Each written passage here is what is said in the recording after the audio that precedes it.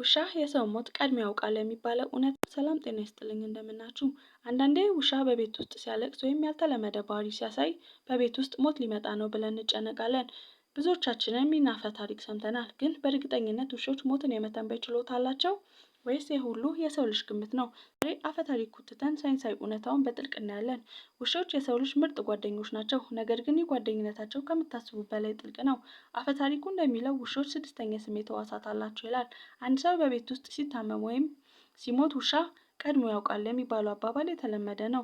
ሳይንስ ይህን ጉዳይ በሶስት ዋና ዋና ነጥቦች ይፈታዋል። አንደኛው አስገራሚ የማሽተት ችሎታ። ውሾች ከሰው ልጅ በብዙ ሺህ እጥፍ የሚበልጥ የማሽተት አቅም አላቸው። አንድ ሰው በጠና ሲታመም ሰውነቱ የሚወጣው ኬሚካላዊ ጠረን ይለወጣል። ውሾችም ይህ ለውጥ በአየር ላይ መለየት ይችላሉ።